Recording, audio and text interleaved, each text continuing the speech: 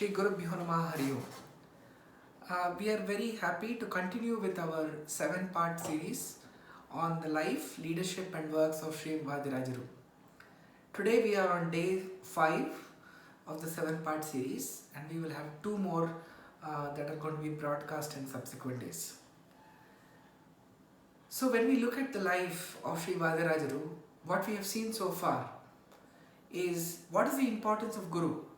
Why should we be learning about Shri VAdirAja and his life?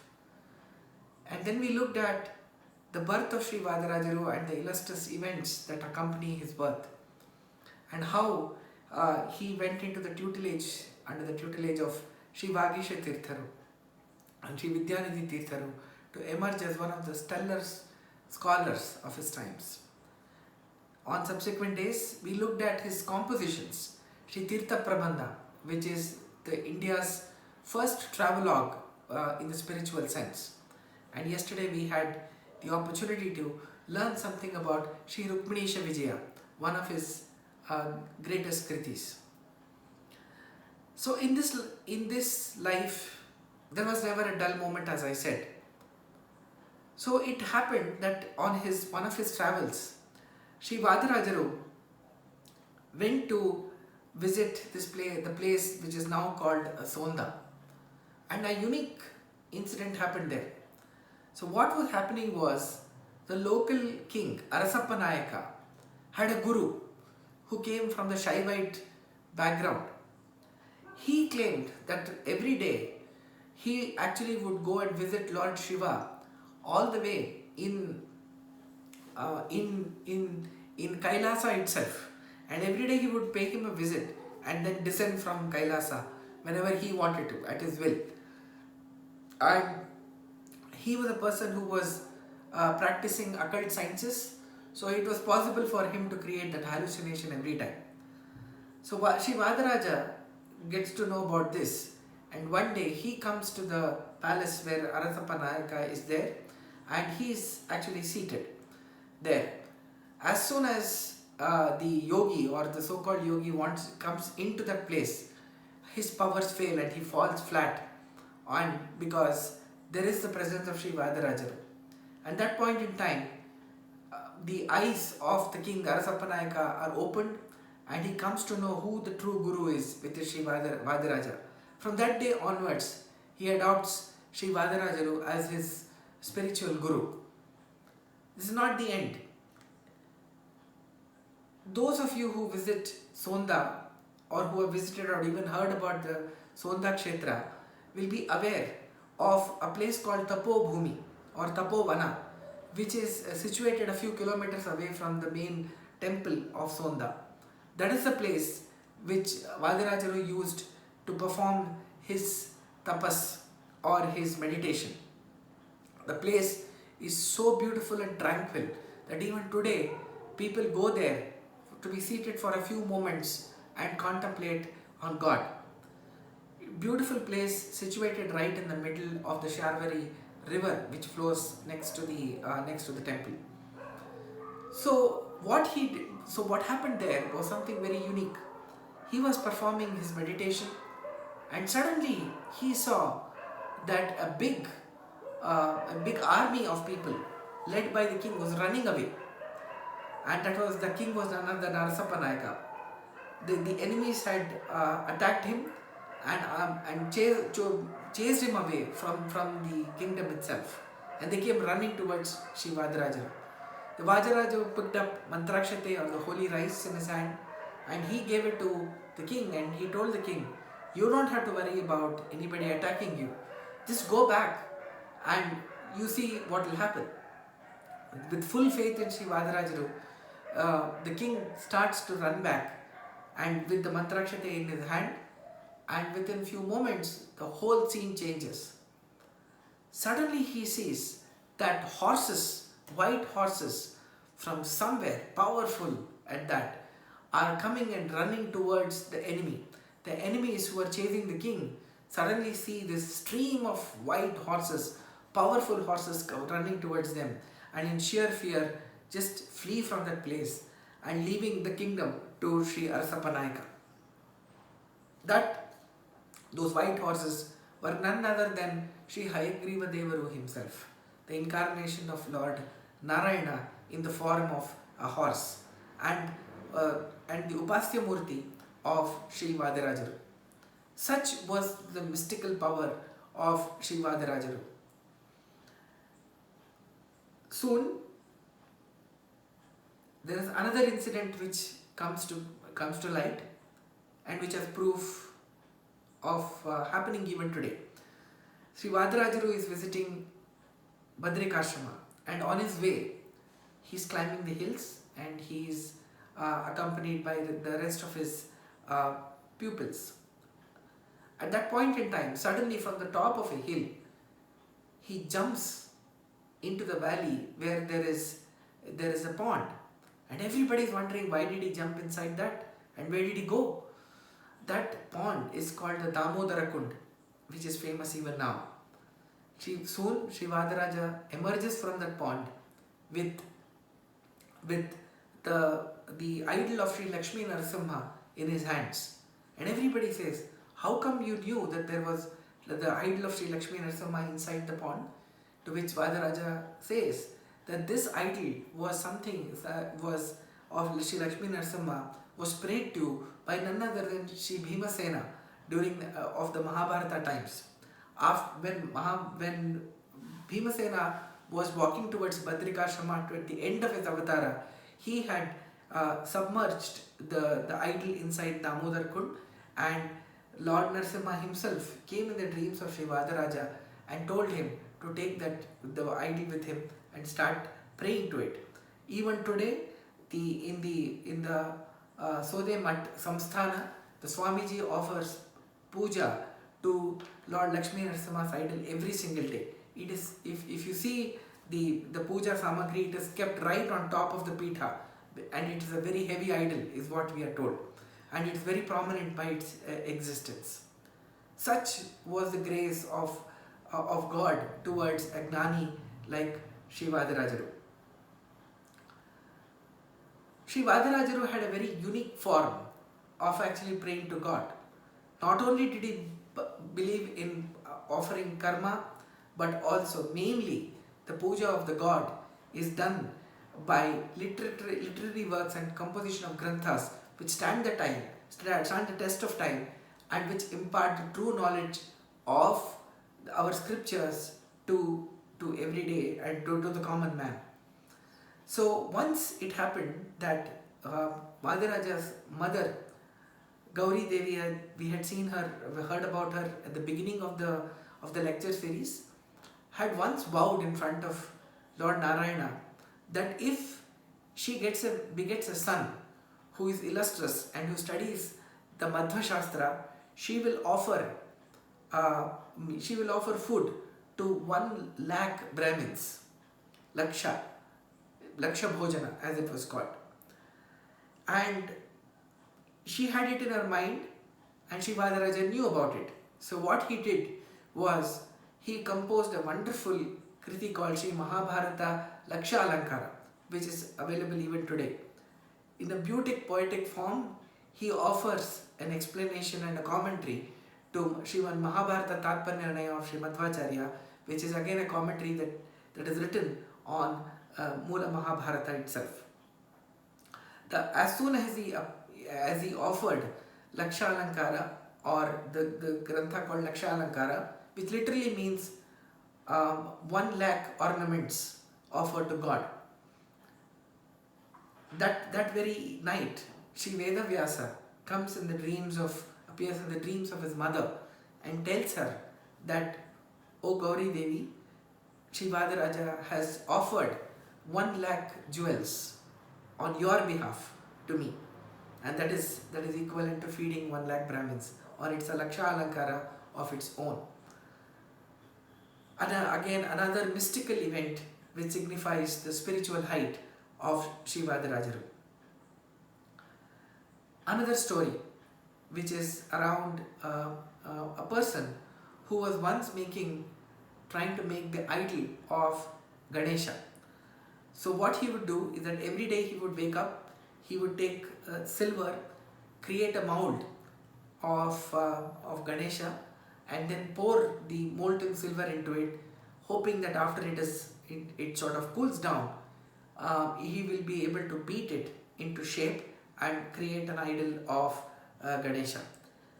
Despite several attempts, he realized that the idol was taking the shape of Sri Hayagriva and not Ganesha.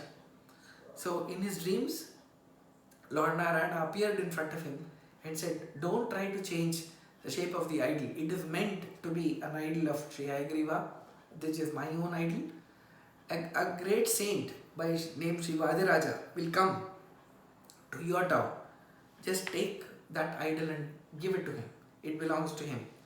And that is of Lord Hayagriva. Even today in the Sodemat Samsthana, there is a beautiful idol of Sri Hayagriva, which is prayed to every day. Sri VAdirAja did something very unique in his life, apart from the great literary works. Two unique incidents symbolize his immense interest in creating the awareness of God amongst people. He created a sweet and named it Hayagriva. And why did he do that? Because he knew that it was very difficult to convince people to always pursue a spiritual path. But if somehow they recited the word Hayagriva, Hayagriva, Hayagriva over and over again, they will be motivated to pursue the path of knowledge. So he created a sweet which is made of pulses and jaggery and offered it to Lord Narayana and called it Sri Hayagriva. So even today it is a sweet which is cooked during special occasions and events and festivals. And what the biggest advantage of having that sweet is that right from the time that the event is conceived of and through the event, the word Hayagriva is repeated so many times, although be it referring to a sweet. But it is something that people will slowly make it a habit and keep reciting the word Hayagriva and thereby be motivated to speak, to seek the spiritual knowledge. The other one is a unique vegetable called gulla, which is a unique vegetable which is grown in the south of South Canara area, and it is grown in a town called Mattu. So even now that vegetable which resembles a brinjal but it is not a brinjal is something which is very very unique, and that is again a creation of Sri VAdirAja. That vegetable is typically available in the winter months and it has got a unique flavor and a taste, and again that is something that Sri VAdirAja has given to this world, reminding us of his immense spiritual power. There is another story which led to the creation of Sri Dashavatara Stuti. So once VAdirAja was sitting and meditating, and he saw a farmer run towards the temple, and he said, "You know what? There's a horse which enters my field every day, and which is grazing and eating away all the produce that exists." So Sri VAdirAja says, "Oh, I see. And why have you come to the temple for that?" He says, "I saw the horse coming and running and entering the temple." Sri VAdirAja says, "Look, I am sitting right here. I did not see any horse go inside. If you want, you can go and check inside the temple." And the farmer then goes inside the temple looking for the horse, and to his astonishment sees that there is actually no horse. But he comes and he complains to VAdirAja, saying the horse must be somewhere. But since the horse entered the temple, it must be belonging to the temple. And you, being the head of the temple, are responsible for this situation. So please ensure that whatever I have lost as the growing, the paddy and the other things has to be compensated adequately. Sri VAdirAja said, "No problem, I will compensate you and God will compensate you on my behalf."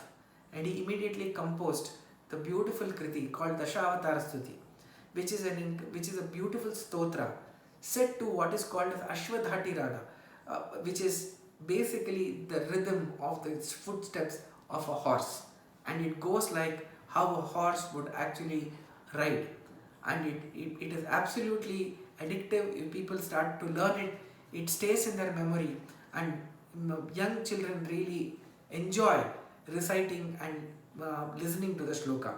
And it is full of anuprasa, which means the same letter or the word is repeated. So Proshtisha Vigraha Sunishthivanoddata Vishishtambuchari Jalade. The word Sha, the letter Sha is repeated again and again. And the whole shloka is full of such interesting pieces which again describes the different forms of God, especially the Dashavataras. Even today, it is a habit, it's a custom for people to recite this at the time of Naivedya or offering food to the God.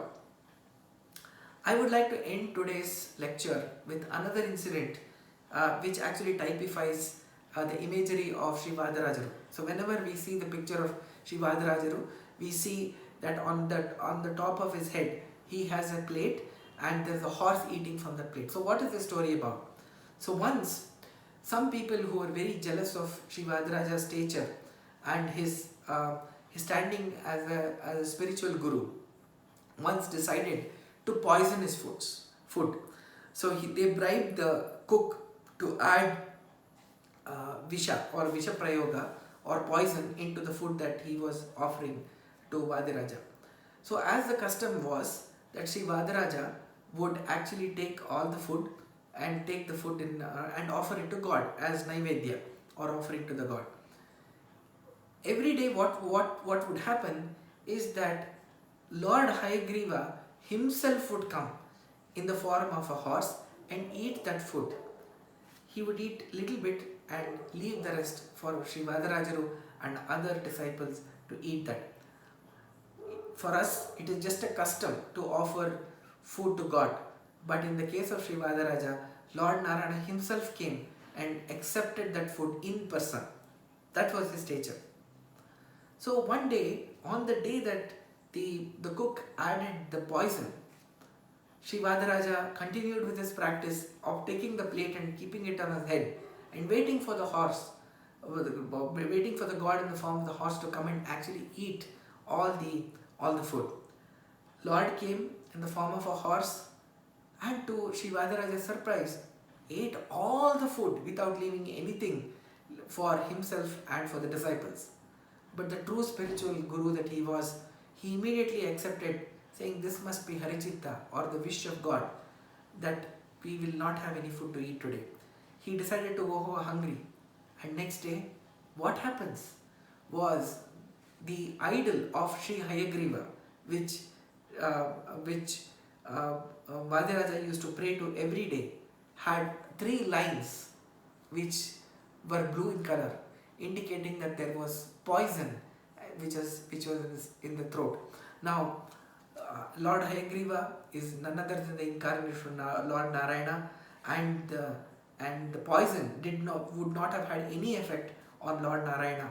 But to show the people that indeed there was poison in the food and it was offered to VAdirAja, and out of sheer love and affection towards of Sri VAdirAja, Hayagriva ate it himself. Even today, when you observe closely the idol of Sri Hayagriva in the Sode Mat, it has a green and a blue tinge in its throat, indicating this is what happened. So that is why whenever you see the picture of Sri VAdirAja, it has a plate on his head and a horse eating from that. The horse is none other than Sri Hayagriva, which is an incarnation of Sri Narayana himself, and VAdirAja is indeed feeding the God on a daily basis. So such is the great stature of Sri VAdirAja. Today we have seen many mystical stories and events about him. Tomorrow we will learn more about Sonda Kshetra itself, the pilgrimage where his Vrindavana is located. What is the significance of Soda? Why did he go to Sonda city in the first place? And what is how it is shaped in its current form? And on the last day of this series, we will look at the Vrindavana Pravesha of Sri VAdirAja himself, marking an end to one of the greatest gurus of our times and his life. So Sri VAdirAja, has he gone away from us? Not at all. He is very much present with us in the Vrindavana itself, as we will learn from a story, very interesting story tomorrow, and also in the form of his fantastic granthas and shlokas that he has created for us to help us elevate our spiritual quotient. Thank you for joining today's lecture, and I look forward to seeing you in the next 2 days. Thank you so much. Shri Krishna Arpanamastu.